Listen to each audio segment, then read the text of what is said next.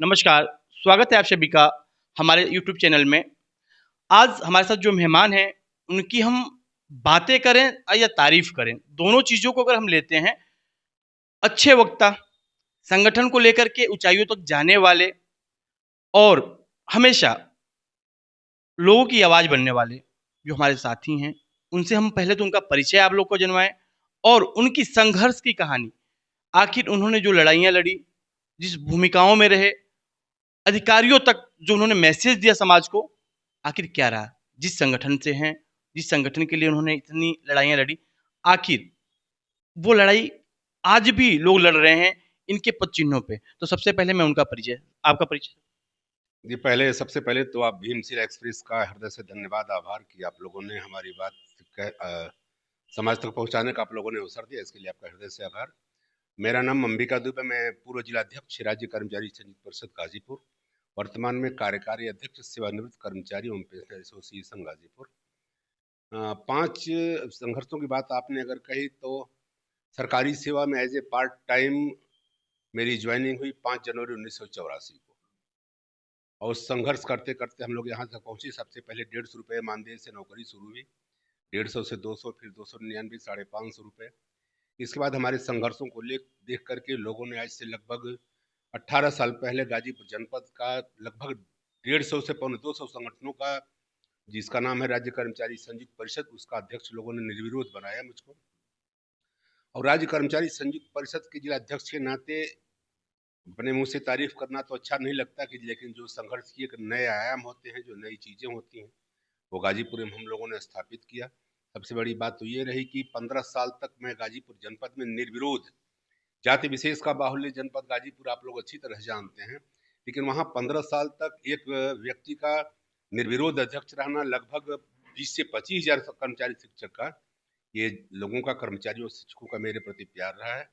और कर्मचारी हित में जब भी कहीं कोई बात आई है, न मैंने नींद की चिंता की है, न मैंने भूख की चिंता की है। मैंने शुरू से संघर्ष किया है, और एक बार नहीं 4-4 बार गाजीपुर जनपद में जिलाधिकारी को घुटने को हम लोगों ने चलाया। जिलाधिकारी ने माफी मांगी, मंच पे आके माफी मांगी, तब जाके हम लोगों ने अपने आंदोलन खत्म किया है। यही हमारा संक्षेप में परिचय है। संघर्ष की कहानी की बात करूँ, ठीक है, संघर्ष बहुत किया।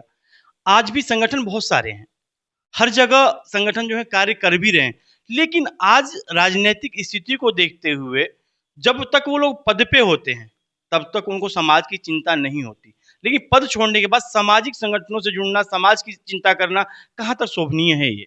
कर्मचारी शिक्षक संगठन का बहुत बड़ा दुर्भाग्य है कि आज लोग अपने संगठन के, अपने सदस्यों के लिए काम नहीं कर रहे हैं, वो स्वयं के लिए काम कर रहे हैं। मैं सबकी बात तो नहीं कर सकता हूँ, लेकिन अधिकांश लोगों की स्थिति वही हो गई है कि हमारी बात तो तभी सुनी जाएगी जब हम कर्मचारी रहते, कर्मचारी संगठनों की, कर्मचारियों की बात करेंगे। हम रिटायर होने के बाद भी पद पर बने रहे, फिर रिटायर होने के बाद एक लीडर का मतलब है लीडर पैदा करना, नया नेतृत्व तो दीजिए, युवा पीढ़ी को दीजिए, आप पीछे से मार्गदर्शन करते रहिए, लेकिन नए लोगों को दीजिए।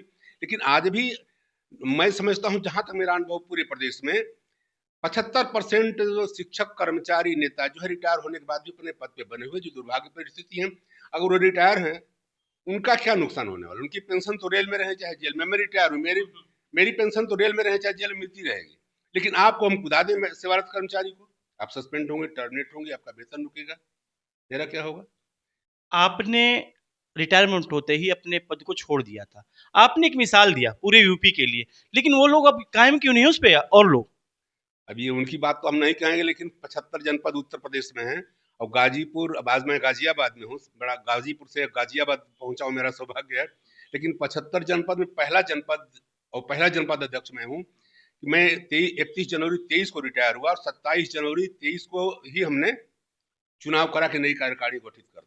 प्रदेश से पर्यवेक्षक लोग भी गए थे, पूरे सदन ने पूरी एक साथ खड़े होकर कहा कि नहीं, एक कार्यकाल और। हमने कहा कि मैं जब कर्मचारी नहीं रहूंगा तो कर्मचारी का नेता नहीं रहूंगा, जो हमारे संगठन का संविधान है उसके अनुरूप में कार्य करूंगा। संवैधानिक पद पर मैं नहीं रह सकता हूं, और वही हमने किया। और आज मैं चाहता हूं कि जितने भी लोग हैं, नए लोगों को मौका दें, नई पीढ़ी को मौका दें, और अपने पद को छोड़ें, पदमोह को छोड़ें, और कर्मचारी हित में काम करें, तो